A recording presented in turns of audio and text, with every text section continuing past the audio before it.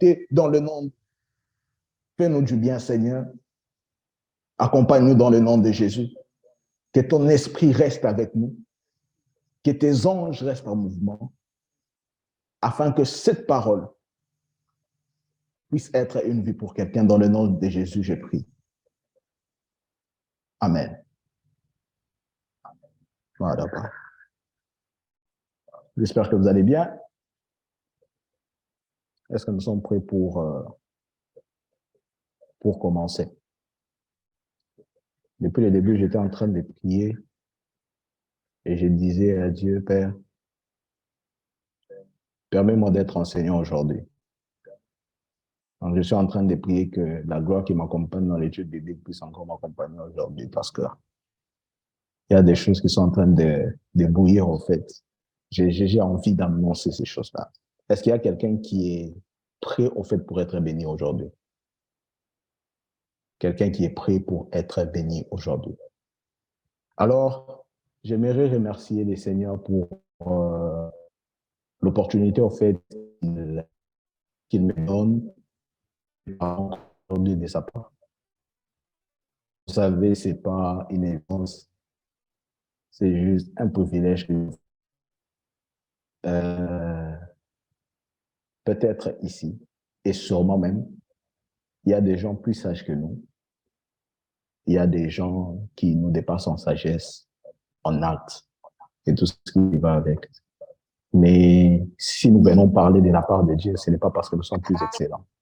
C'est tout simplement parce que nous sommes une élection de Dieu. Alors pour ça, j'aimerais rendre grâce à Dieu pour cette opportunité, en fait, qu'il m'a encore accordée aujourd'hui afin de parler de sa part. J'aimerais remercier aussi mon père spirituel. J'aimerais remercier aussi les présidents d'Anne. Ah, quel homme. J'ai pas envie de faire beaucoup d'éloges ici parce que en secret, très souvent, c'est la guerre. Mais tu sais combien je t'aime beaucoup, président. Que Dieu te garde, qu'il te garde aussi pour les générations à venir. Bénir aussi le pasteur Kevin pour, je ne sais pas s'il est là, mais je bénis aussi le pasteur Kevin pour la plateforme qu'il a prévue pour nous afin qu'on puisse, n'est-ce pas, couler encore aujourd'hui. J'aimerais aussi bénir l'homme de Dieu, Nephtali. Ah, chaque jour, quand il doit prêcher avant moi, je me plains toujours, je me dis, il risque de tout finir dans la Bible et puis après, je ne saurais pas quoi dire. Mais par la grâce de Dieu, parce que nous sommes différents, parce que la Bible est en train de dire différentes opérations, mais le même esprit, nous croyons qu'aujourd'hui, le même esprit qui avait inspiré le pasteur Kevin, le même esprit qui nous avait, qui avait inspiré, n'est-ce pas, l'homme de Dieu, Nephtali, c'est le même esprit qui est avec nous. Il n'y aura pas de contradiction. Ce qu'il y aura, en fait, ça sera juste une succession, en fait, des choses que nous devons connaître, n'est-ce pas, sur Théopnestos. Alors, Théopnestos. Là, tout le monde peut nous définir Théopnestos. Tellement intéressant. Pour une petite histoire, nous avons même une plateforme avec quelques personnes, dont le président, qui s'appelle Théopnestos, qui veut aussi parler de l'inspiration de l'écriture. Donc, nous travaillons dans tout ce qui est livre. D'ailleurs, c'est la même plateforme qui avait publié mon livre et tout. Donc, si vous avez un livre, vous allez écrire au président Dan, parce que c'est lui, il est le chef partout. Vous allez toujours parler avec lui de même histoire, c'est ce qu'il fera. Alors, nous sommes en train de parler de Théopnestos. En soi, ces thèmes Théopnestos, je commence déjà. Ces thèmes Théopnestos est juste en train de venir enfoncer les clous, n'est-ce pas, sur le thème que nous avons pour cette année qui est l'inspiration. Donc, le thème de notre année, c'est l'inspiration. Théopnestos vient tout simplement, n'est-ce pas, enfoncer les clous dans les thèmes que nous avons déjà, qui est l'inspiration. Alors, pour comprendre l'inspiration, nous devons aussi apprendre à nous familiariser avec le terme théopnestos. L'inspiration en français est assez difficile à cerner. lorsque nous parlons de l'inspiration en français, très souvent, il est compliqué de comprendre la pensée de Dieu. La pensée de Dieu, si nous devons comprendre la pensée de Dieu, nous devons nous déconnecter de l'inspiration usuelle. Qu'est-ce que je veux dire? Si nous devons comprendre la pensée de Dieu, nous devons nous déconnecter de ce qu'on a appris sur l'inspiration. On ne peut pas établir une équation directe entre l'inspiration qui est la pensée de Dieu dans la Bible et l'inspiration peut-être de certaines personnes, en fait, qui sont passées ici sur la terre.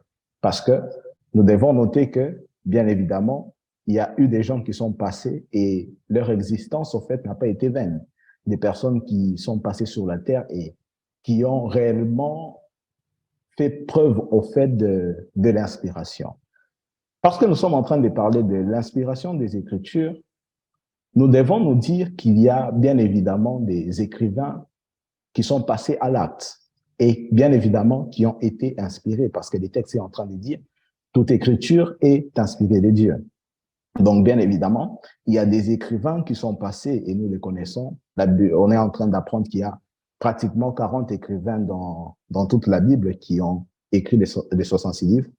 Alors, ce qu'il faut comprendre, c'est que nous avons d'un côté les écrivains de la Bible qui étaient tellement inspirés et de l'autre côté, des gens, au fait, qui sont passés aussi sur la terre, qui ont laissé des œuvres, au fait, littéraires, mais qui ont aussi été inspirés.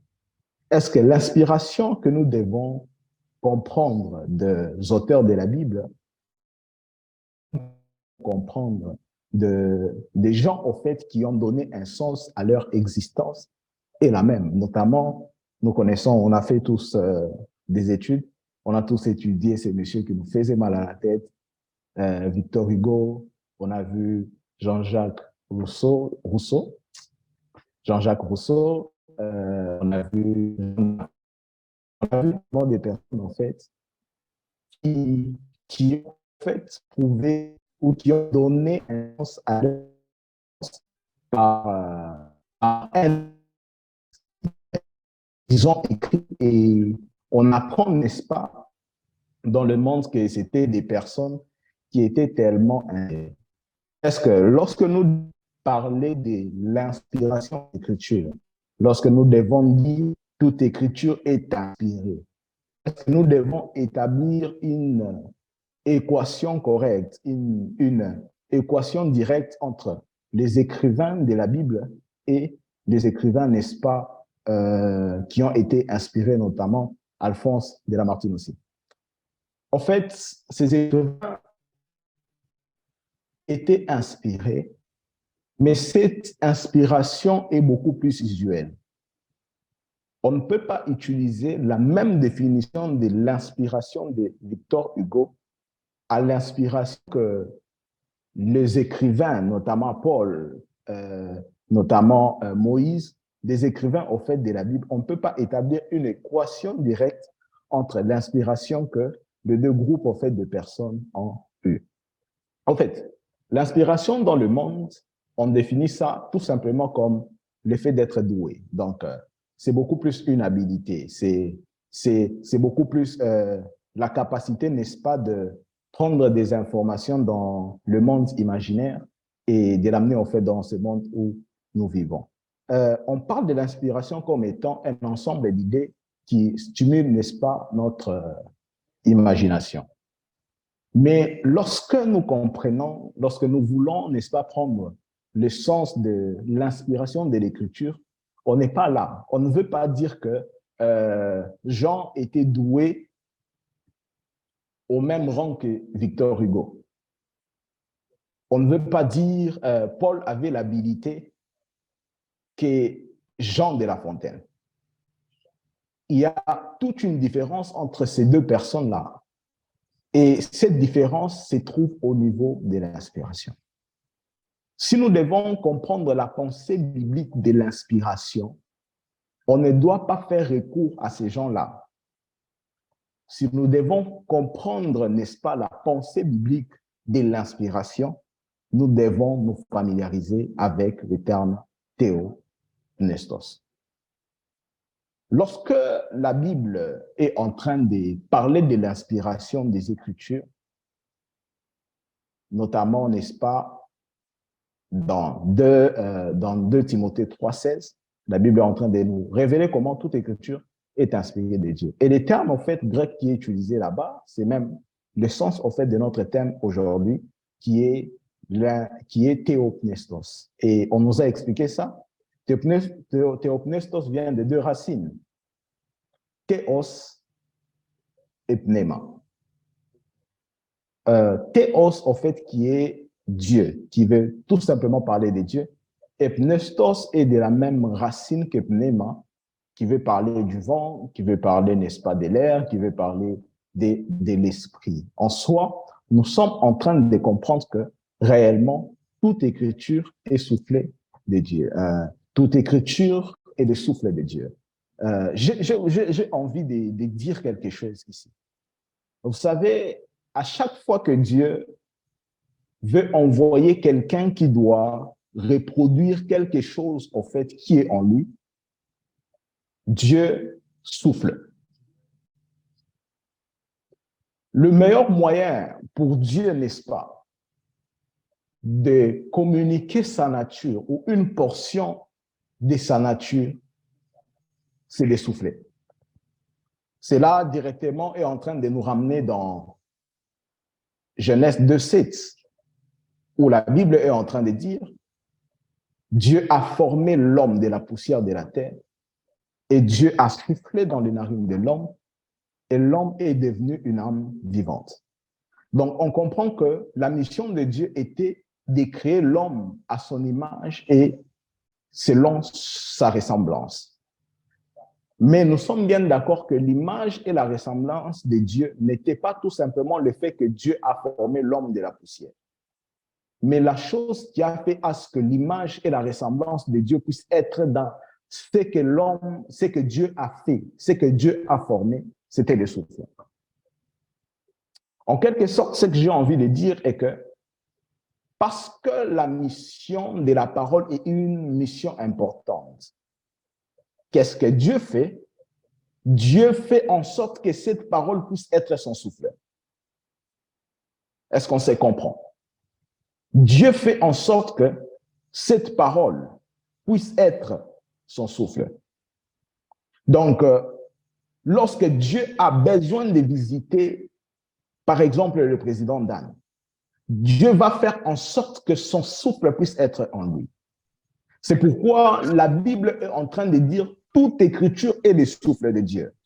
Tout simplement parce que l'écriture, au fait, doit garder en elle une certaine forme de la nature de Dieu. On va se comprendre. Nous sommes en train de voir aussi Jésus lorsqu'il est presque vers sa fin. Il a voulu communiquer une portion, n'est-ce pas, de sa nature dans ses disciples. La Bible est en train de dire, lui aussi, il a soufflé. J'aimerais prier pour quelqu'un dans le nom de Jésus. Parce que les Écritures sont le souffle de Dieu. Parce que Dieu a voulu que les Écritures puissent être son souffle, afin qu'une personne puisse réellement recevoir quelque chose venant de Dieu. Et que Dieu a fait de ces Écritures un souffle. Parce que Dieu avait soufflé dans les narines. J'ai pris dans le nom de Jésus qu'aujourd'hui Dieu est en train de souffler.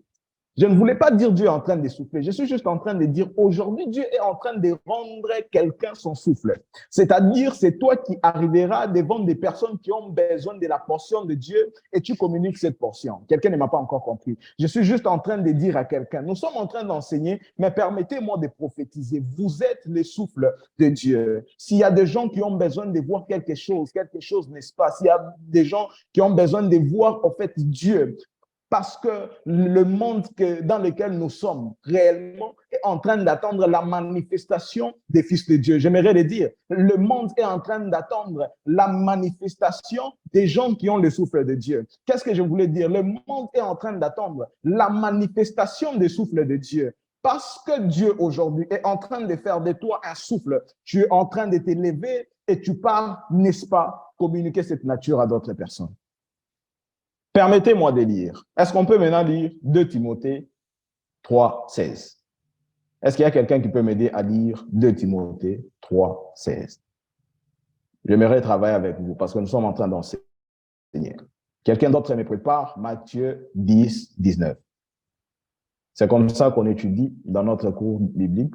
Je ne lis presque pas les textes pour permettre à tout le monde d'être là. Nous allons lire 3 portions d'écriture aujourd'hui et nous allons décoller. Quelqu'un d'autre nous prépare 2 Pierre 1, 20 à 21. On y va, on y va. Est-ce qu'il y a des gens qui sont là et qui peuvent lire? Si vous n'êtes pas là, je vais lire. Est-ce qu'il y a des gens qui ont déjà les 3 passages que j'ai donnés? D'accord. Esther, tu peux lire? Je veux Esther lever la main. D'accord. 2 Timothée 3, 16, la Bible nous dit, toute écriture est inspirée de Dieu et utile pour enseigner, pour convaincre, pour corriger, pour instruire dans la justice, afin que l'homme de Dieu soit formé et équipé pour toute œuvre bonne. Amen. Amen. OK. Les 2 autres passages, quelqu'un a trouvé? Est-ce que vous êtes là? Oui. Je peux lire? Oui. Matthieu 10, 19, la Bible nous dit, « Mais quand on vous livrera, ne vous inquiétez ni de la manière dont vous parlerez, ni de ce que vous direz. Ce que vous aurez à dire vous sera donné à l'heure même. » Amen. Wow. Ce que vous aurez à dire vous sera donné à l'heure même.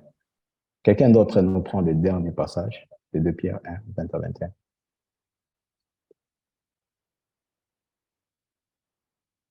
Est-ce que vous êtes là? Nous sommes dans un culte, n'est-ce pas? Manifestez-vous, prenez le dernier passage et puis on va parler rapidement. Nous sommes en train de prêcher ensemble. C'est 2 Pierre 1 combien? 2 Pierre 1, 20 à 21. OK.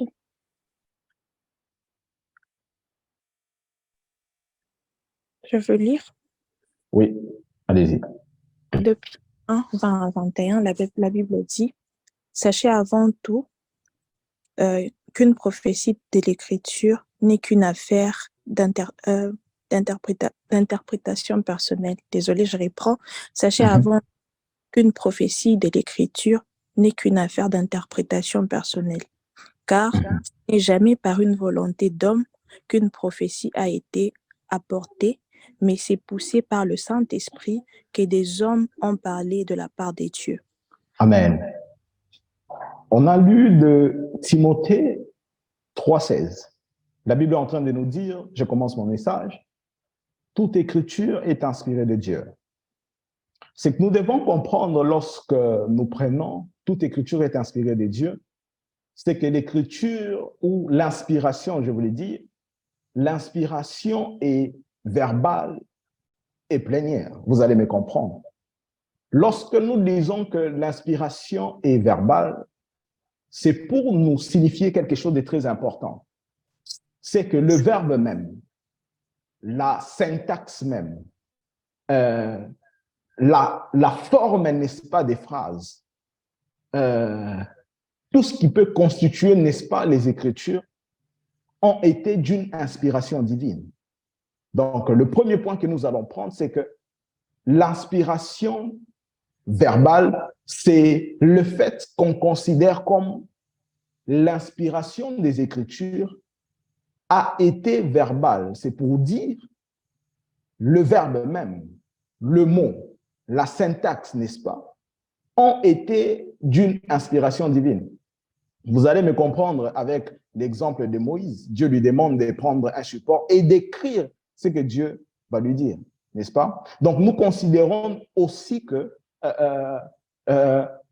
les Écritures, l'inspiration est verbale parce que nous croyons que Dieu avait soufflé. Le verbe, la syntaxe, la forme, n'est-ce pas, des phrases ont été des résultats du souffle de Dieu. C'est pourquoi je nous ai demandé de lire ensemble Matthieu 10, 19, parce que la Bible est en train de dire, ne vous inquiétez pas de la manière dans laquelle vous allez parler, parce qu'à l'heure même, l'Esprit va vous communiquer ce que vous allez dire, c'est-à-dire le mot même, le verbe même, en fait, qu'il faut employer là, l'Esprit de Dieu va vous communiquer.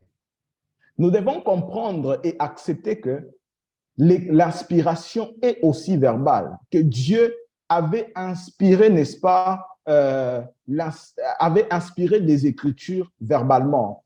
Il avait donné aussi la constitution des phrases et de mots. Deuxième étape ou deuxième inspiration que nous devons noter, c'est que l'inspiration a été aussi plénière. La Bible est en train de dire toute écriture, c'est-à-dire l'ensemble des écritures, l'ensemble des textes de la Bible ont été d'une inspiration divine. Est-ce qu'on se comprend? L'intégralité des écritures était d'une inspiration divine. J'aimerais attirer votre attention à ce niveau et qu'on puisse être d'accord. Vous savez, ce que nous devons noter est que c'est parce que toute écriture est inspirée de Dieu qu'elle est capable de donner les résultats qu'elle donne. Pour enseigner, pour garder, pour convaincre, nous devons noter que l'écriture a été d'une inspiration divine. Ce que je veux dire est juste que si nous touchons à l'inspiration, au fait que toute écriture a été inspirée de Dieu, nous touchons au résultat que l'écriture est capable de donner. Est-ce qu'on se comprend? Pour laisser l'efficacité, n'est-ce pas, des écritures, nous devons les considérer comme étant inspirées de Dieu. Si vous touchez l'inspiration, si vous touchez la pensée biblique sur l'inspiration des Écritures, si vous touchez le souffle même, n'est-ce pas, des Écritures, vous touchez, n'est-ce pas, à l'impact que les Écritures, en fait, doivent avoir. C'est pourquoi, dans 2 Pierre 1, 20 à 21, il est écrit qu'il ne faudrait pas que le prophétie biblique puisse être les résultats, ou qu'est-ce que la Bible dit? Le mot même. La Bible est en train de dire il ne faut pas que le prophétie biblique puisse être l'objet d'une interprétation particulière, parce que c'est poussé par l'Esprit de Dieu que les hommes ont parlé de la part de Dieu. C'est-à-dire, les hommes ont été inspirés de Dieu pour nous donner, n'est-ce pas, le support que nous avons, qui est la parole de Dieu, le support que nous avons, qui a été le souffle de Dieu. C'est-à-dire, c'était par inspiration, c'était par la conduite du Saint-Esprit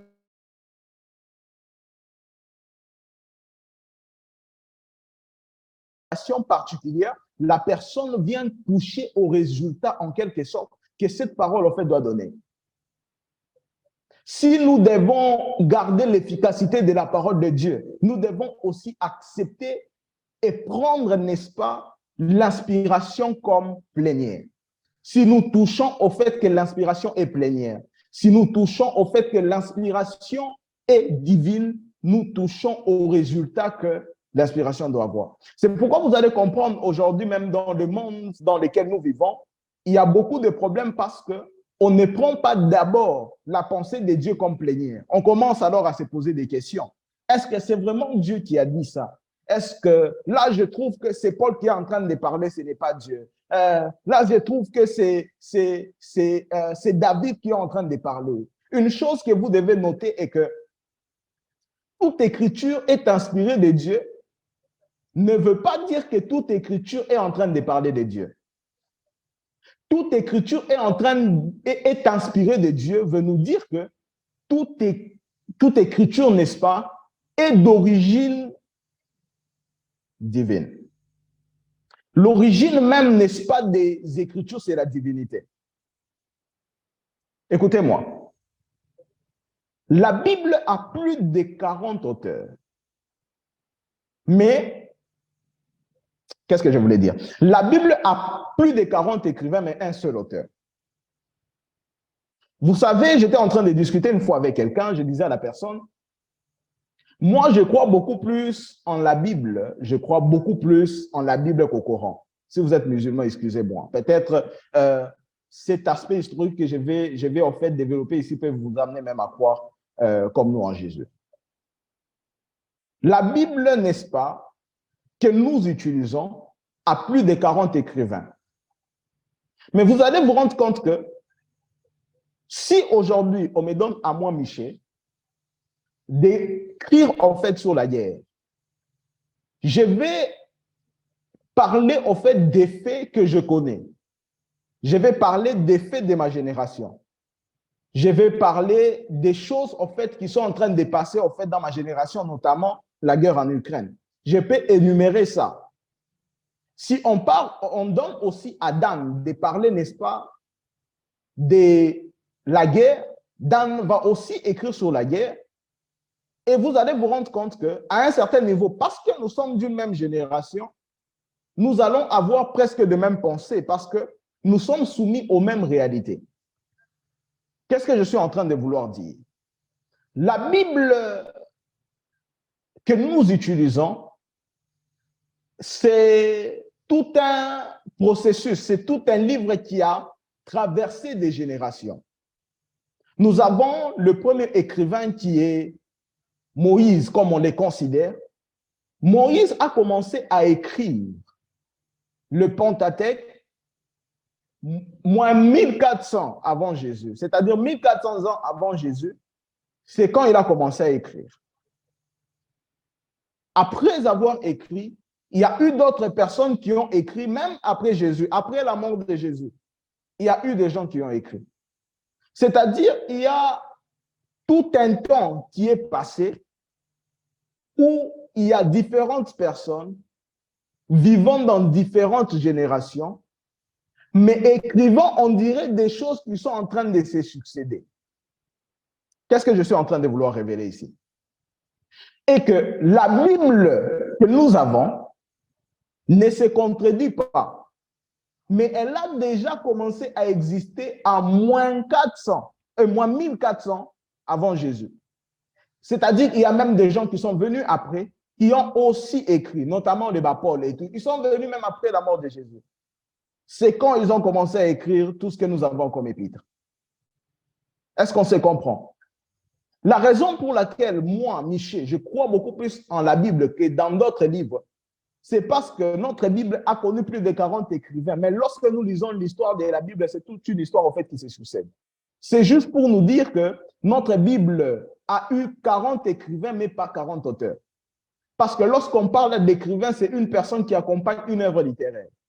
Mais lorsqu'on parle d'un auteur, c'est une personne qui est à l'origine, n'est-ce pas, de la chose. Est-ce qu'on se comprend? Nous devons comprendre que lorsque nous devons parler de l'inspiration de l'écriture, c'est que Dieu était en train de tout communiquer aux écrivains. Ça ne vous est jamais arrivé d'être là en train d'exhorter quelqu'un des choses spirituelles, mais l'Esprit vient te souffler sur ton expérience afin d'introduire ça et ça bénit quelqu'un. C'est la même chose, en fait, lorsque les écrivains étaient en train de rédiger les livres de la Bible. Ils étaient en train d'écrire sous inspiration divine, mais l'Esprit de Dieu pouvait leur communiquer, de parler aussi de leurs propres soucis. C'est pourquoi vous allez comprendre, Dieu, pour vraiment mettre dans ses écrits que c'est lui l'auteur principal de la Bible, il a voulu aussi exposer, n'est-ce pas, les faiblesses des écrivains. Nous avons par exemple David qui se plaint. Nous avons peut-être Paul aussi qui se plaint. Vous voyez, Dieu est en train d'exposer aussi leur humanité. C'est juste une preuve pour nous dire que le seul écrivain que nous avons ou le seul auteur que nous avons dans la Bible, ce n'est que Dieu. Mais vous devez comprendre qu'il est très important, étant enfant de Dieu, de considérer la parole de Dieu comme d'une inspiration plénière. Si vous avez besoin, n'est-ce pas, de toucher le monde, vous devez quitter ou enlever dans votre tête que la Bible a des erreurs. Vous devez prendre l'inhérence des Écritures, dire que la Bible n'a pas d'erreur. Est-ce qu'on se comprend? La Bible n'a pas d'erreur.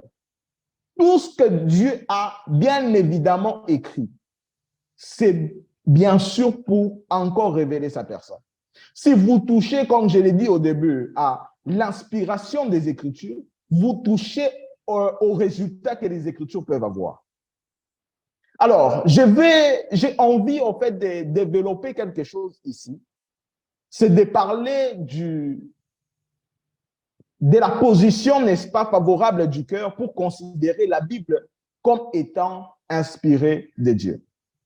Pourquoi je suis en train de parler du cœur? Parce que la Bible est en train de dire dans 1 Pierre 1, 22, je vais lire, « Ayant purifié vos âmes en obéissant à la vérité pour avoir un amour fraternel sincère, aimez-vous ardemment les uns et les autres de tout votre cœur. » Le cœur, en fait, plus souvent est considéré comme le centre des activités spirituelles et aussi de la conscience. Donc, le cœur, moi, je me dis, c'est l'organe le plus spirituel que l'homme peut avoir. La Bible est en train de dire aussi, dans Romains 8, 27, en celui qui sonde le cœur connaît quelle est la pensée de l'esprit, parce que c'est selon Dieu qu'il intercède en faveur des saints.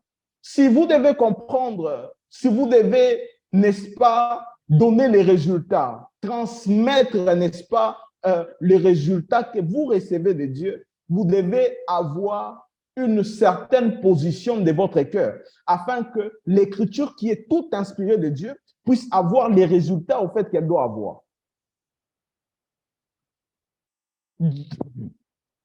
Vous devez comprendre que les mots qui sont dans la Bible, ce sont les mêmes mots qu'on utilise en français. Le même mot qu'on utilise en français, ce sont les mêmes mots qu'on peut utiliser, n'est-ce pas, dans la Bible. Mais qu'est-ce qui fait la différence entre sois béni pour dire merci et sois béni venant de Dieu? Qu'est-ce qui établit la différence entre les deux mots? Quelle est la différence entre non, cette personne m'a fait grâce, pour dire la personne m'a fait une faveur, et la grâce de Dieu qu'on peut trouver dans la Bible? Qu'est-ce qui établit la différence entre les deux? La seule chose qui établit la différence entre le même mot qu'on utilise, n'est-ce pas, dans le monde séculier et le même mot qu'on utilise dans la Bible, ce qui établit la différence entre les deux, c'est le fait que le mot de la Bible ont été d'une inspiration divine. C'est-à-dire le mot même de la Bible sont en train de porter un esprit afin de... Oh, quelqu'un n'est pas en train de me comprendre. Le mot de la Bible sont en train de transporter au fait un esprit pour donner un certain résultat aux enfants de Dieu. Quelqu'un n'est pas en train de me comprendre. Lorsque nous prenons cette Bible, elle est d'une inspiration divine. Mais qu'est-ce qui est en train de faire que si moi, oh Lord, si moi, Michel, je prenais cette Bible, je la lisais, je suis transformé. Mais lorsqu'on parle à donner à quelqu'un d'autre et que la personne lisait la même Bible, la personne n'est pas transformée. Il y a une histoire de la Bible qui est en train de m'appeler. Hein. L'histoire de la Bible qui est en train de m'appeler, c'est la rencontre, n'est-ce pas, de l'eunuque éthiopien et de Philippe. L'eunuque éthiopien avait le rouleau de lire, était en train de lire, il était en train de lire. Mais la Bible est en train de dire que l'eunuque éthiopien ne comprenait rien de ce qui passait. Pourquoi? Parce que la disposition de son cœur n'était pas favorable afin de comprendre l'écriture plénière, afin de comprendre l'inspiration plénière. Pour comprendre l'inspiration plénière, il faut que votre cœur puisse avoir une certaine attitude. Oh, quelqu'un ne m'a pas encore compris. Ce sont les mêmes mots, mais ce qui fait la différence entre ces deux mots-là, c'est la puissance que le mot, en fait, sont en train de transporter. Donc, comme pour dire, si toi, tu dois transporter aussi cette connaissance-là, oh, Lord, si tu dois transporter aussi cette connaissance-là, tu dois avoir une disposition du cœur favorable. J'aimerais donner un exemple. Vous voyez, j'ai un verre, j'ai un autre verre. La différence entre ces deux verres, c'est l'intérieur. Mais je peux avoir l'eau qui est en train de symboliser la parole de Dieu. L'eau qui est en train de symboliser la parole de Dieu. Le problème, ce n'est pas à l'eau d'être pure. Le problème, c'est à l'intérieur du verre d'être pur. Parce que quand je mets, l'eau est pure, mais lorsque l'eau est en train d'entrer dans ces verres, l'eau ne reste pas pure. Mais lorsque je prends ces verres,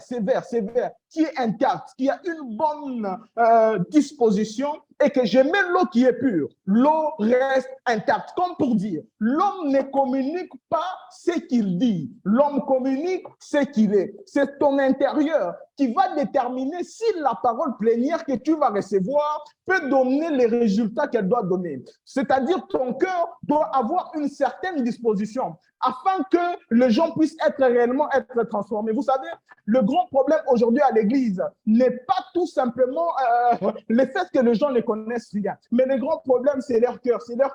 C'est nous les chrétiens. Lorsqu'on rencontre une personne qui est malade, on parle d'état d'âme. On n'arrive pas à aider.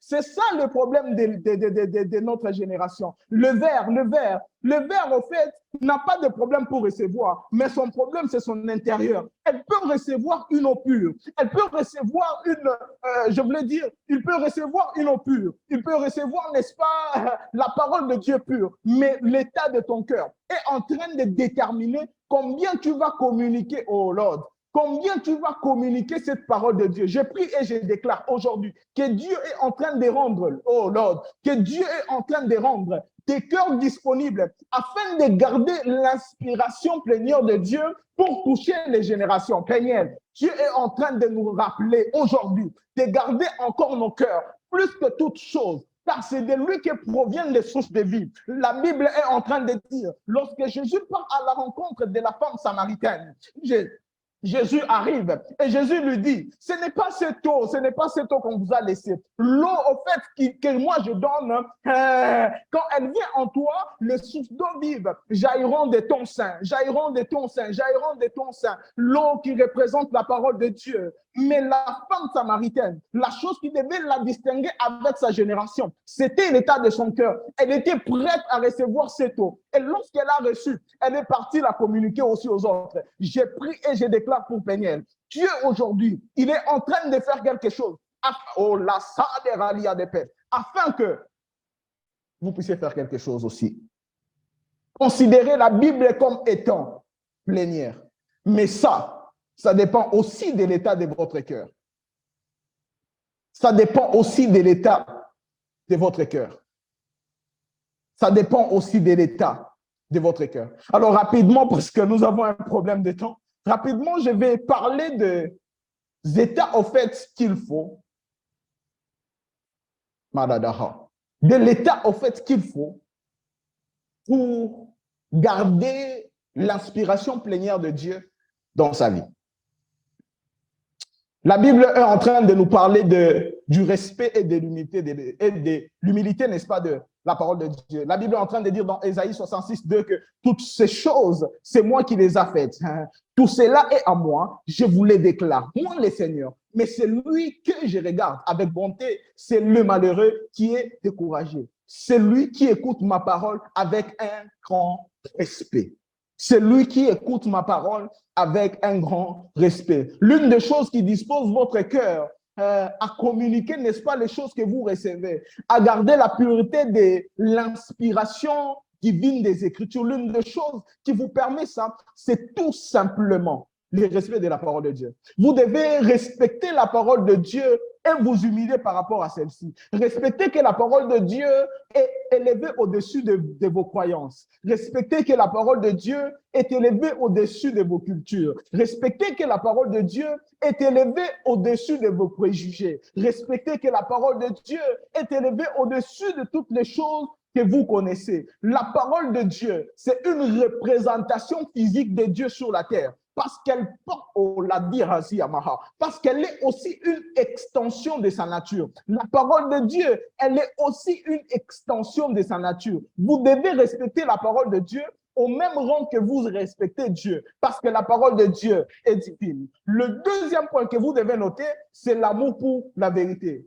Frères et sœurs, je vous dis la vérité. Pour garder la parole de Dieu intacte dans votre cœur, vous devez avoir l'amour pour la vérité. La Bible est en train de dire dans 2 Thessaloniciens 2,13 que frères et sœurs, très aimés du Seigneur, nous devons remercier Dieu à votre sujet en toute occasion. En effet, Dieu vous a choisi depuis le temps pour vous sauver. Si vous êtes sauvés par le Saint-Esprit, le Saint-Esprit rend témoignage rend votre vie sainte et parce que vous croyez en la vérité. Parce que vous croyez en la vérité. Toutes ces choses-là devaient arriver dans leur vie. La véracité de la puissance du Saint-Esprit dans leur vie, c'était le fait que ces gens-là avaient le respect de la vérité, avaient l'amour pour la vérité. Croyez en la vérité. Si aujourd'hui, vous devez garder l'efficacité de la parole de Dieu dans votre cœur, vous devez d'abord, premièrement, être des personnes qui aiment, qui sont tombées amoureuses de la vérité. Est-ce que quelqu'un aujourd'hui prend la décision de tomber amoureux de la vérité? Et aussi, troisièmement, nous devons comprendre que l'objectif est important. Vous savez, l'objectif que vous devez avoir lorsque vous approchez la parole de Dieu est très important. Vous ne devez pas tout simplement avoir comme objectif Nami et pas de micro batachiki. Moi aussi, quand je vais prendre le micro, ils vont sentir. Moi aussi, quand je vais prendre les micros, ils vont sentir. Je pars lire la parole de Dieu. Je pars lire la parole de Dieu. Ils vont me sentir. Vous savez, lorsque vous partez vers la parole de Dieu avec un objectif qui n'est pas bon, il y aura aussi des résultats qui ne sont pas bons. Pourquoi? Parce que là, ce n'est pas l'Esprit de Dieu qui va vous conduire. Là, ça sera autre chose qui va vous conduire afin de comprendre ce que vous voulez comprendre. C'est-à-dire, des fois, vous comprenez ce que vous comprenez parce que qu'est-ce que je voulais dire? Des fois, vous comprenez ce que vous comprenez parce que l'objectif avec lequel vous approchez la parole de Dieu n'est pas l'objectif avec lequel vous devez approcher. Comprenez-moi, je parle comme je veux. L'objectif avec lequel vous approchez la parole de Dieu ne doit pas être l'objectif avec lequel vous devez approcher la parole de Dieu. Parce que si vous partez avec un mauvais objectif, au lieu que vous puissiez lire la parole de Dieu, c'est la parole de Dieu qui va vous lire. En quelque sorte, la parole de Dieu viendra juste servir vos envies. Elle viendra juste servir vos émotions. Elle viendra juste servir ce que vous voulez. C'est ainsi que vous avez des hommes de Dieu qui prêchent ce qu'ils veulent. Vous avez des hommes de Dieu qui disent ce qu'ils veulent et disent c'est ma conviction. En quelque sorte, homme de Dieu, tu étais juste parti chercher des réponses à d'autres qui étaient en train de parler. Ce n'était pas ça l'objectif pour approcher la parole de Dieu. L'objectif avec lequel nous approchons la parole de Dieu détermine quelle puissance nous allons recevoir dans cette parole. Est-ce qu'il y a des gens ce soir qui vont tout simplement me dire, qui vont tout simplement se dire, je vais méditer ce livre de la loi jour et nuit, sans autre pensée, parce que Dieu me l'a dit, parce que ce commandement est que je puisse méditer ce livre de la loi jour et nuit. Je vais le méditer, je vais le méditer. Des gens qui vont refuser de partir avec comme objectif de commencer aussi à prêcher sur les réseaux sociaux. Des jeunes qui vont refuser de partir aussi avec comme objectif de répondre à tel autre qui a lancé, je ne sais pas, des clashs en parlant des récits bibliques. Mais ce soir, Dieu est en train de remettre l'objectif, oh la dit Adahaska, Dieu est en train de remettre l'objectif dans le cœur de quelqu'un. Quatrième approche, la patience. Vous devez noter que si aujourd'hui l'homme de Dieu Dan Pad peut prêcher à une certaine dimension, ce n'est pas parce qu'il était entré aujourd'hui avec la Bible et puis il est sorti la prêcher. Vous devez noter que si l'homme de Dieu Nephtali peut monter et parler de la part de Dieu, ce n'est pas parce qu'il est entré hier, parce qu'on lui a dit non, tu vas prêcher sur Théopnestos, qu'il est sorti avec un message. Ce n'est pas parce que si l'homme de Dieu Manassé vient prêcher un message que c'est hier qu'il a commencé à lire la Bible. Vous devez comprendre que la patience que vous devez avoir dans votre cœur pour approcher, n'est-ce pas, les récits bibliques est en train de déterminer, n'est-ce pas, aussi comment vous allez garder l'écriture plénière. La Bible est en train de dire dans Jean 16:13 que quand l'esprit de vérité viendra, elle vous conduira dans la vérité tout entière. En effet, elle ne parlera pas des choses qui viennent de lui, mais elle vous dira ce qu'il entendra et vous annoncera. Est-ce que vous savez que les disciples à ce niveau, ils étaient là, ils disaient, on connaît. Mais il y avait des choses qui devaient venir dans le temps. Il y a des choses qui doivent venir dans les temps. Ce n'est pas parce qu'aujourd'hui tu entends Pasteur Atom prêcher et te dire, moi aussi j'aimerais prêcher comme lui. C'est une bonne motivation, mais vous devez comprendre que ça prend du temps. C'est tout un processus. Vous devez être patient quand vous approchez le récit biblique. Amen. Amen. Vous devez être patient. Président Dan, permets-moi d'avancer même, de faire même 50 50% de mon message parce que j'ai un problème avec le temps. Mais permets-moi de faire 50% avec mon message. Je vous avais promis que je devais commencer comme enseignant. Je pense que là, ma carrière d'enseignant est en train de partir et j'ai envie de prêcher. Est-ce que je peux prêcher dans le nom de Jésus? Est-ce que je peux prêcher dans le nom de Jésus? Si aujourd'hui j'ai posé à quelqu'un la question de savoir c'est quoi la parole de Dieu, tout le monde va me dire c'est la Bible. Je ne vais pas vous contredire, mais tout le monde va me dire c'est la Bible. Mais j'aimerais dire à quelqu'un, la parole de Dieu a existé avant que la Bible ne puisse exister. Parce que la Bible est en train de dire au commencement était la parole et la parole était avec Dieu et la parole était Dieu. Comme pour dire, la parole que nous sommes en train d'appeler la parole de Dieu, elle a commencé à exister depuis le commencement. La parole de Dieu est plus ancienne que toi. La parole de Dieu est plus ancienne que Moïse. La parole de Dieu est plus ancienne même que les écrivains. Est-ce que quelqu'un a envie d'entendre ce que j'ai envie de dire? La parole de Dieu est plus ancienne que même les écrivains. Je suis en train de prier aujourd'hui pour quelqu'un. Tu es aussi parmi les gens qui vont parler de la part de Dieu. Tu es aussi parmi les gens qui vont capter les informations célestes et les communiquer dans le nom de Jésus. La Bible est en train de dire, la parole était avec Dieu. Comme pour dire, la parole est aussi une extension de Dieu lui-même. La parole, c'est aussi un élément de la création.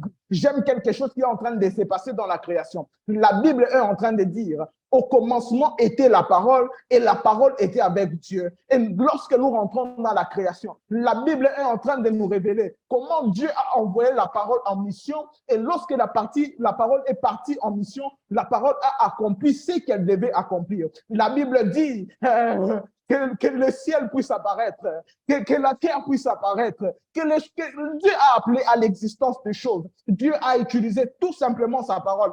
J'aimerais le dire comme ça. Dieu a tout simplement envoyé sa parole. Aujourd'hui, Dieu m'envoie avec sa parole afin de la communiquer.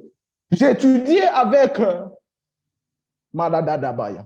J'ai étudié avec mes étudiants, j'aimerais dire, dans l'étude biblique. Nous avons étudié, nous avons voulu commencer par les attributs de Dieu. Et lorsque nous avons commencé par les attributs de Dieu, le tout dernier attribut incommunicable que nous avons vu de Dieu, c'était l'immutabilité de Dieu. Et lorsqu'on était en train de parler de l'immutabilité de Dieu, on était en train de se dire certaines vérités, mais j'aimerais un peu dévoiler les secrets aujourd'hui. On était en train de se dire que lorsque nous parlons de l'immutabilité de Dieu, nous sommes en train de dire que Dieu ne change pas. Mais dans l'immutabilité de Dieu, nous avons vu aussi deux types d'immutabilité. Nous avons vu l'immutabilité ontologique et l'immutabilité éthique. Lorsque nous parlons de l'immutabilité ontologique, nous parlons du fait que Dieu ne change pas dans son être. Dieu ne change pas dans son essence. Dieu ne change pas dans ce qui fait de lui sa nature. Et lorsque nous avons parlé de l'immutabilité éthique, nous nous sommes dit que Dieu ne change pas. Oh, est-ce que je peux prêcher? Que Dieu ne change pas ses promesses. Dieu ne change pas ses engagements parce que ses promesses sont sa parole et sa parole, c'est une extension de lui-même. Sa parole, c'est une extension de lui-même. C'est que j'aimerais juste révéler à quelqu'un aujourd'hui, la parole de Dieu, c'est une extension de Dieu lui-même. La parole de Dieu est au même rang que l'attribut de Dieu de l'amour, est au même rang que l'attribut de Dieu de la sainteté, est au même rang que l'attribut de Dieu de l'omniprésence. Parce que la parole de Dieu, c'est aussi une nature. Est-ce que je peux le dire? La parole de Dieu, c'est aussi une nature de Dieu. C'est pourquoi je l'ai dit, elle a commencé à exister. Elle a commencé à exister avant même que les écrivains ne viennent. C'est pourquoi avant, j'ai aussi dit, la Bible, au fait, que nous connaissons, n'a pas beaucoup d'auteurs. Elle n'a que des écrivains. Elle n'a que des écrivains parce que la source de cette parole, c'est Dieu. Parce que c'est une extension de lui-même. La Bible, n'est-ce pas? Elle est en train de dire que mes paroles sont esprit et vie. C'est-à-dire la parole de Dieu est esprit au même rang que ton esprit. Est-ce que je peux le dire? La parole de Dieu est esprit au même rang que ton esprit. La parole de Dieu est esprit au même rang que son esprit. C'est pourquoi la Bible est en train de dire dans Psaume qu'il leur envoya sa parole et sa parole les guérit. Ce qui est parti guérir, c'était la parole. J'aimerais le dire. L'esprit que Dieu a envoyé, ce n'était pas Jésus. L'esprit que Dieu a envoyé, c'était sa parole. Aujourd'hui, parce que la parole de Dieu, c'est un esprit. Dieu est en train de l'envoyer dans la vie de quelqu'un. Dieu est en train d'envoyer sa parole dans la vie de quelqu'un. Est-ce que je peux prophétiser? Je peux prophétiser. La Bible est en train de dire, sa parole ne sort jamais sans avoir accompli. C'est pourquoi elle a été envoyée. C'est-à-dire la parole de Dieu que je suis en train d'annoncer aujourd'hui ne rentrera pas vers Dieu sans avoir rendre, est-ce que c'est ce que je dois dire? Sans avoir accompli, c'est pourquoi au fait elle est venue sur la terre. Parce que c'est un esprit. Elle a une mission qui lui est confiée et elle doit accomplir cette mission. J'étais en train de dire, cette mission, c'est de te faire à toi du bien. Cette mission, c'est de te rendre prospère. Cette mission, c'est de te rendre riche. Cette mission, c'est de te rendre spirituel. Cette parole qui vivifie, cette parole qui rend fort, cette parole qui est esprit, elle est en train d'être libérée aujourd'hui. Elle est en train d'être libérée aujourd'hui. C'est pourquoi vous allez comprendre l'impact de la parole. Lorsque Ézéchiel, oh là, des meras, souje des bérets, l'ossa des rali des meraches, l'osso des ratiges, kadamayadaha, l'ossa des rachide. Je ne veux pas parler d'Ézéchiel, je vais parler de lui. Mais j'aimerais juste parler de quelqu'un. Je vais parler d'Abraham. Nous connaissons tous que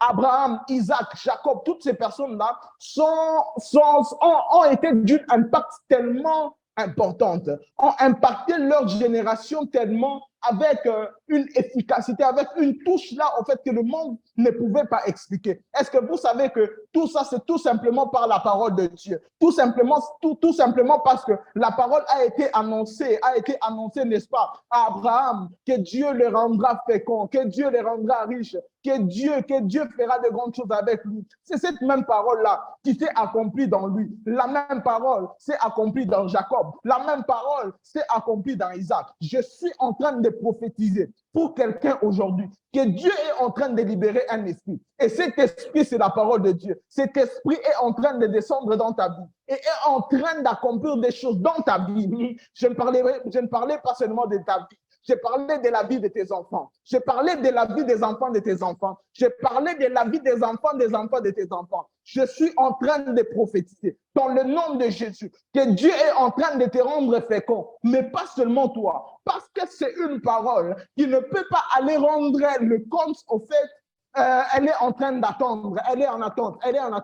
Elle veut s'accomplir dans la vie de quelqu'un et c'est dans la tienne. Elle veut s'accomplir dans la vie de quelqu'un et c'est dans la tienne. Je prie et je prophétise dans le nom de Jésus que la parole de Dieu est libérée pour même des générations qui doivent venir parce qu'elle risque d'être punie si elle ne fait pas ce pourquoi elle a été envoyée. Le problème est qu'elle a déjà été libérée. Le problème est qu'elle est déjà sortie. Et elle ne peut pas rentrer sans accomplir ce pourquoi elle a été envoyée. C'est pourquoi j'étais en train de prophétiser à quelqu'un, toi tu ne vas pas mourir jeune, parce que la parole de Dieu a été envoyée, que tu vas grandir, tu vas vieillir. Toi tu ne vas pas mourir pauvre, parce que la parole de Dieu a été envoyée et elle a été déclarée sur ta vie que tu seras riche.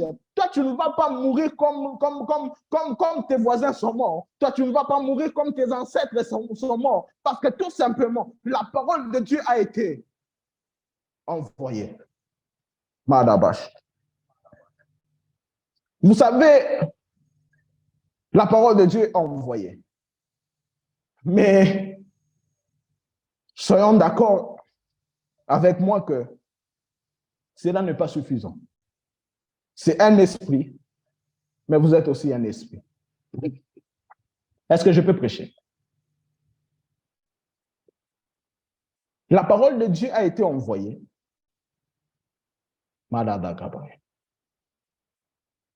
Mais elle est en attente. Je vais le dire directement. Dieu a créé l'homme avec son souffle. C'est-à-dire, Dieu a donné à l'homme une partie de son être. Dieu a donné à l'homme une partie de son être. Parce que Dieu fait très souvent des choses dans la vie des hommes par la parole. Les hommes aussi détruisent les paroles de Dieu par la parole. Est-ce que nous sommes là? Dieu bénit par la parole, mais les hommes se détruisent aussi par la parole. Est-ce que quelqu'un peut dire parole contre parole? Lorsque Dieu est en train de prendre Ézéchiel et l'amène dans les ossements desséchés, la Bible est en train de dire, Dieu dit à Ézéchiel, est-ce que ces ossements peuvent-ils vivre? Ézéchiel dit, Seigneur, tu le sais. Mais Dieu lui dit de parler. Et lorsque Ézéchiel a parlé, les ossements ont commencé à revivre. Nous sommes juste en train de comprendre que de la même manière que la parole de Dieu est une extension de Dieu, notre parole est une extension de nous-mêmes. Si Dieu aujourd'hui libérait quelque chose dans ta vie et que toi tu parlais contre cette chose-là, la chose ne va pas arriver. Est-ce que je peux parler? La Bible est en train de dire, la vie et la mort sont au pouvoir de la langue. Donc, c'est-à-dire, la vie que tu dois avoir ou la mort que tu dois avoir sont au pouvoir de ce que tu dois dire. Si aujourd'hui tu dis tu es riche, tu seras réellement riche. Si aujourd'hui tu dis tu es pauvre, tu seras réellement pauvre. Si aujourd'hui tu dis tu es prophétique, tu seras réellement prophétique. Si aujourd'hui tu dis tu es charnel, tu vas réellement créer cette chose-là en toi. La déverra. Dieu peut vouloir faire du bien dans ta vie, mais ta parole détermine ce que tu dois réellement avoir. Vous savez, pour tout comprendre, nous devons seulement rentrer dans les jardins. Je ne sais pas si j'ai déjà prêché une fois sans parler d'un passage ou d'un exemple de jeunesse.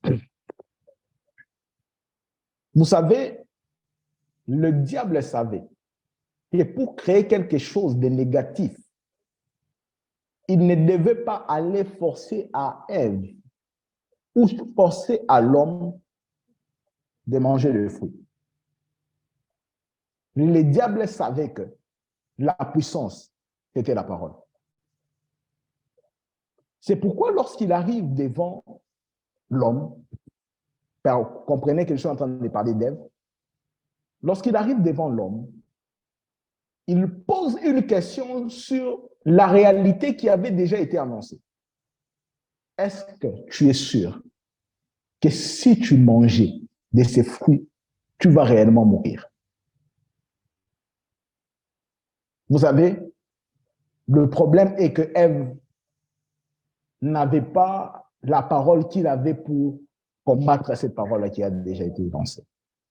Ce que je veux dire à quelqu'un, c'est que il y a des choses qui sont arrivées dans ta vie, il y a des choses qui sont arrivées dans ta famille, tout simplement parce que tu n'as pas appris à combattre ça par la parole.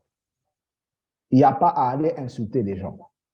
Il y a aussi à dire le contraire de ce qu'on t'a dit. Il y a à dire le contraire de ce que les gens avaient annoncé sur ta famille. Il y a à dire le contraire de ce que les gens avaient dit au fait sur toi. Ce qu'il y a à faire, ce n'est pas d'aller arrêter les gens, non. Ce qu'il y a à faire, c'est de lancer aussi des paroles, pas pour les maudire, mais de lancer des paroles pour te bénir. Est-ce qu'il y a quelqu'un qui est prêt pour se bénir aujourd'hui? Ève, c'est l'erreur qu'elle avait eu à faire. Cette erreur était tout simplement de ne pas connaître ce qu'il fallait dire. Alors, cette parole qui avait été lancée sur elle avait eu des effets dans sa vie. Mais j'aimerais parler de Jésus qui est venu. De la même manière que le diable était parti vers Ève, c'est de la même manière qu'il est rentré vers Jésus. La Bible est en train de dire, lorsqu'il arrive vers Jésus, dans Luc, je pense Luc 4, 1 à 13, lorsqu'il arrive vers Jésus, il part vers Jésus et commence à lancer des paroles. Mais la Bible est en train de dire que Jésus l'avait aussi répondu par la parole. Est-ce qu'il y a des gens aujourd'hui qui vont battre le diable par la parole? Il y a des gens aujourd'hui qui vont combattre les ennemis par la parole. Vous savez, le problème, ce n'est pas la situation dans laquelle vous êtes. La situation dans laquelle vous êtes peut être le résultat des paroles qui ont été prononcées. Mais j'aimerais juste dire à quelqu'un aujourd'hui, si tu ignores cette vérité, si tu ignores cette parole, tu resteras seulement dans cette situation-là. Ce que tu as à faire, c'est de chercher comment contrecarrer ce qui a déjà lancé sur toi. Et le seul moyen, ce n'est pas d'aller combattre, c'est de connaître la vérité sur toi. C'est de connaître la vérité sur les promesses que Dieu a eu à faire pour toi. C'est de connaître la parole de Dieu libérée pour ta vie. Est-ce qu'il y a quelqu'un qui est en train de m'entendre? Mais j'aimerais le dire, ce n'est pas seulement contre les ennemis, mais c'est aussi contre ce que Dieu a eu à dire sur nous. Dieu peut t'avoir dit que tu seras millionnaire, mais lorsque toi-même tu dis, ah, Nikimi et tout, c'est moi ici que je peux devenir millionnaire. Ah, quand Dieu te dit, tu vas voyager, ah, moi-même ici, j'ai grandi ici, c'est à Kassoulou comme ça, et puis c'est moi, on me dit, non, je vais voyager partout. Si on vient te dire, oh non, tu vas être dans telle affaire avec les ministres, ah, moi, je connais que les charbonniers, moi, je ne connais pas des gens. Vous voyez, ce sont ces genres de paroles qui viennent aussi détruire la parole de Dieu qui a déjà été adressée sur ta vie. Mais j'aimerais dire à quelqu'un, si toi, là, des Kassou, des Méras, si toi, ta puissance, c'est de contrecarrer, au fait, les paroles de Dieu sur ta vie, je suis en train de te fermer la bouche maintenant. J'ai dit, ta bouche est fermée. Tu ne vas plus parler contre la parole de Dieu adressée sur ta vie. Tu seras muet. Est-ce qu'il y a quelqu'un qui m'entend? Tu seras muet. Tu vas laisser que les promesses de Dieu pour ta vie puissent s'accomplir. La Bible est en train de dire, lorsque l'ange part, oh Dieu, parle-moi, je t'écoute. Lorsque l'ange part à la rencontre de Zacharie dans Luc 1, la Bible est en train de dire, lorsque l'ange arrive et l'ange a commencé à donner les choses que Dieu devait faire avec Zacharie. Mais Zacharie est en train de me révéler son problème. La Bible est en train de nous dire que Zacharie était en train de respecter le commandement de Dieu. Parce que déjà, premièrement, il était sacrificateur. C'est-à-dire, il respectait le commandement de Dieu. Mais la Bible vient nous révéler, en fait, un souci avec Zacharie. Zacharie était seulement resté, au fait, dans le commandement de Dieu, mais n'avait pas l'esprit de commandement de Dieu. Parce que s'il avait l'esprit de commandement de Dieu, il devait savoir que son ancêtre Abraham avait connu le même problème que lui. Le problème, n'est-ce pas, d'enfantement, le problème de donner naissance, le problème de concevoir, d'être productif. Il avait connu le même problème. Mais un ange l'avait visité et l'ange l'avait annoncé ce qui devait venir. Mais lorsque, oh Dieu, parle-moi, je t'écoute. Mais lorsque l'ange arrive et parle à Zacharie, Zacharie commence à douter. Comment cela se fera-t-il? Une question qui est en train d'éprouver le doute. Qu'est-ce que Dieu a fait? La Bible est en train de dire qu'on a rendu Zacharie muet tout simplement pour laisser que cette prophétie-là biblique puisse s'accomplir. Aujourd'hui, je viens comme prophète et je viens de dire, Dieu est en train de rendre des gens muets. Dieu est en train de vous rendre muets, afin que les choses qui doivent venir puissent réellement venir dans vos vies. Dieu est en train de rendre les gens de vos familles muets. Pourquoi? Pour que les prophéties de Dieu puissent s'accomplir. C'est pourquoi lorsque le même ange traverse et part vers Marie, lorsque l'ange arrive vers Marie, l'ange annonce aussi les choses qui devaient venir. Mais Marie a dit que cela puisse être fait selon la parole de Dieu. Et les choses étaient accomplies selon la parole de Dieu.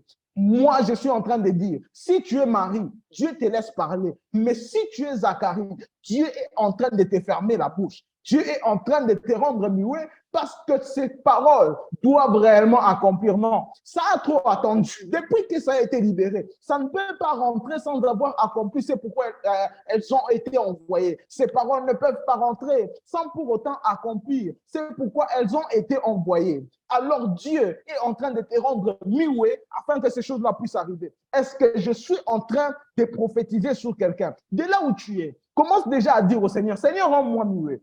Seigneur, rends-moi muet. Afin que les choses qui doivent arriver puissent arriver. Prie de là où tu es dans le nom de Jésus. Pera dabaya. Mandaka dabasate. Lukata kadadabasadera. Et l'eau suje de mera, seje de paya. Alou sande de breheshka. La sande de belege. Et l'eau sous de repères. Ida dabashade.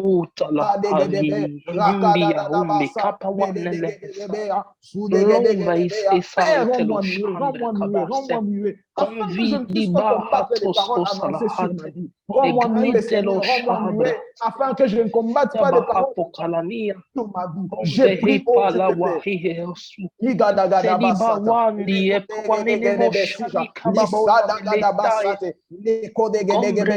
les sangs de l'érage,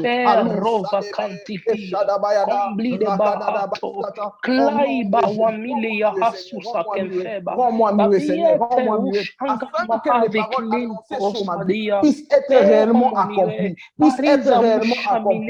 Je suis en train de prier, je suis en train de prier.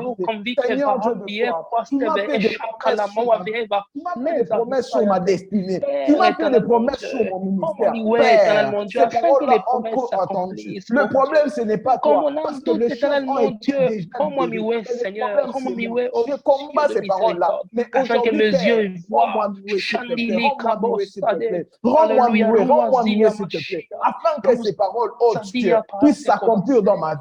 Mandakada basate, nikada bashade, lesko de radia, maso de gadia, rakada basade, elusha de me. Au nom de Jésus, au nom de Jésus, amen.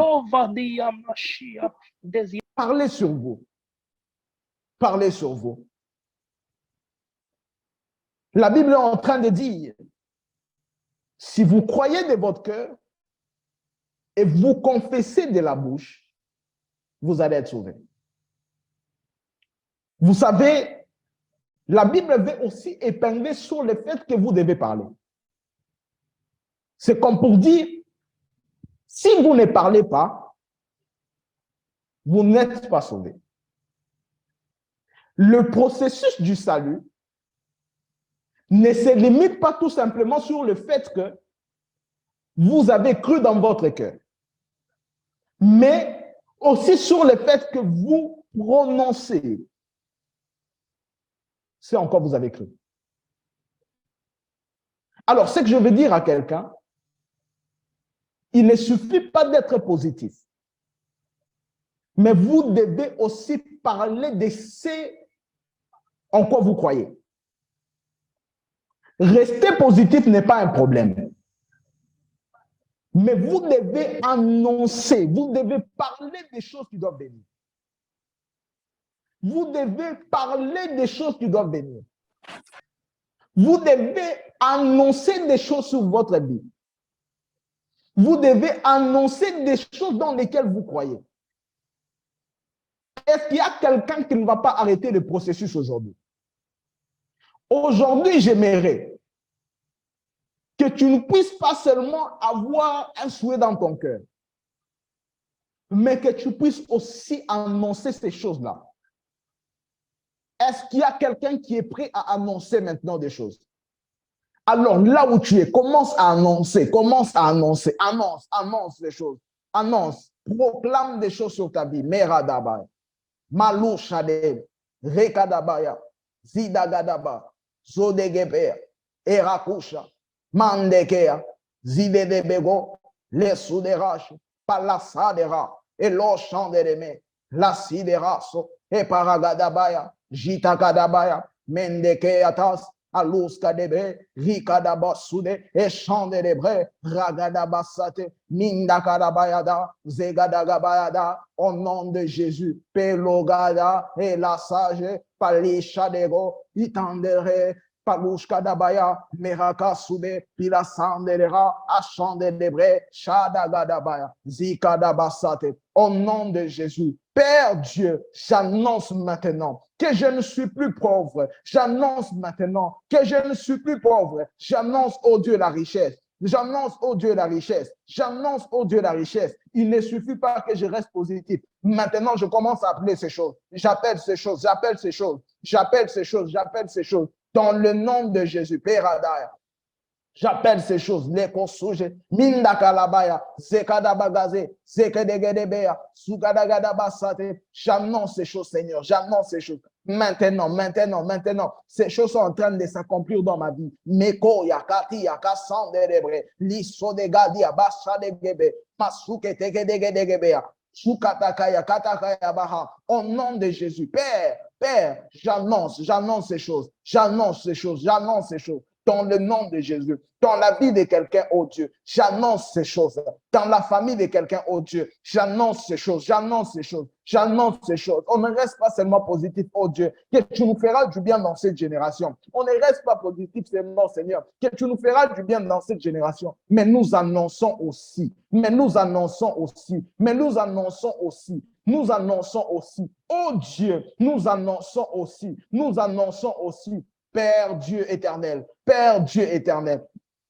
Makadagabaya, Zukedegedebe, Jikadagadabaya. Au nom de Jésus, nous annonçons, Seigneur, nous annonçons que nos familles ne souffrent plus. Nous annonçons que nos parents ne vont plus divorcer. Nous annonçons, Seigneur, Seigneur, que les problèmes qui sont dans nos familles, on ne reste pas seulement positif. Maintenant, on déclare la paix. Maintenant, Seigneur, on déclare la paix. Lokoyatapa, Zikatakayadama, Zikatakadagaya, Mekoya, Zande Kolokoya, Takande Kadagadaba, Zukayata, Sijederos, Sujedera. Au nom de Jésus, Père, maintenant je déclare dans la vie de mon frère, parce que ces choses sont déjà en train d'être réalisées, parce que ces choses sont déjà en train d'être accomplies. Au nom de Jésus, Mungu Mojima, maintenant j'ai pris dans la famille de mon frère. Maintenant, j'ai pris pour Peniel, oh Dieu. On ne reste pas seulement positif. On déclare, éternel Dieu, qu'il y aura des millionnaires dans ces ministères. On déclare, Seigneur Dieu, qu'il y aura des prédicateurs qui vont partir partout dans le monde. On déclare, Seigneur, qu'il y aura des gens qui vont annoncer réellement le message du salut. On déclare maintenant, Seigneur. On déclare maintenant, il est temps, éternel Dieu, qu'on arrête de garder les choses dans nos cœurs. Maintenant, j'écris sur mon statut millionnaire, même si je n'ai pas encore vu les millions. Mais maintenant, Seigneur, j'écris sur mon statut prédicateur de l'évangile, même si je ne connais pas un passage biblique. Cela n'a pas trait à ce que je suis maintenant, mais cela a trait au fait de révéler ce en quoi je suis en train de croire. Oh Dieu, que les gens puissent me traiter de prétentieux, que les gens puissent me traiter d'orgueilleux, mais je vais dire des choses éternelles à Dieu, même que je n'ai pas. Je vais dire des choses éternelles à Dieu qui ne sont même pas à ma portée, parce que je suis en train de croire que ces choses sont en train de s'accomplir dans ma vie. Maleko soude gebe rande kalouche kadabayade zokande peraka si jedera. Au nom de Jésus, accomplis ces choses. Accomplis ces choses dans le nom précieux de Jésus. Oh Père, nous déclarons ces choses. Maintenant, oh Dieu, les gens nous ont connus, éternel Dieu, avec un certain nom. Mais maintenant que nous sommes en train de parler, oh Dieu, ces choses sont en train de venir dans nos vies. Ces choses sont en train de s'accomplir. Ces choses, nous sommes déjà en train de les vivre. Comme Ézéchiel, oh Dieu, il a parlé sur les ossements desséchés. Il savait que tu les savais. Il les savait dans son cœur. Mais cela, éternel Dieu, n'a pas directement engagé à ce que les ossements puissent les revivre. Cela n'a pas engagé la vie des ossements. Mais la seule chose qui a été capable d'engager cette vie-là, c'était sa parole, la parole prononcée. Maintenant.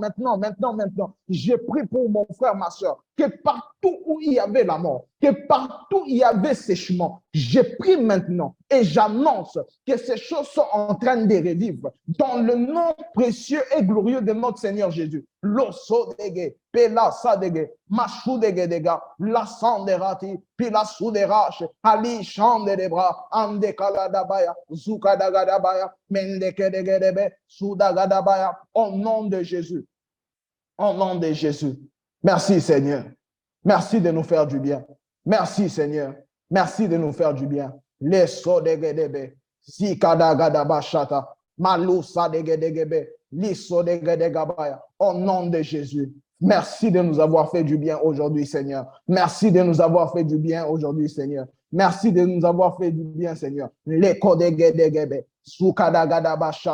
Au nom de Jésus, merci, oh Dieu, de nous avoir fait du bien aujourd'hui. Merci de nous rappeler la puissance de nos paroles. Merci de nous rappeler que nous devons parler, éternel Dieu, sur les choses qui doivent venir, sur les choses qui sont en train de persister, éternel Dieu de gloire. Merci de les faire dans le nom de Jésus. Dans le nom de Jésus. Merci Dieu. Merci Dieu. Je te rends grâce pour cette soirée. Je te rends grâce pour cette soirée. Merci de parler à un cœur. Merci de me rendre utile, Seigneur. Merci, Seigneur. Merci, Seigneur. J'ai assez prié. Multiple action de grâce en disant Amen. Est-ce que tu peux rendre grâce à Dieu de là où tu es? Rends grâce au Seigneur. Et si tu peux écrire dans les commentaires, si en quoi tu es en train de croire maintenant. Si tu crois que tu étais malade, proclame maintenant la guérison. Si tu étais en train de croire que tu étais stérile, proclame maintenant la fécondité. Si on t'a dit des choses négatives sur ta vie, lève-toi. Proclame dans le nom de Jésus. Proclame c'est en quoi tu crois. Au nom de Jésus, j'ai prié. Amen.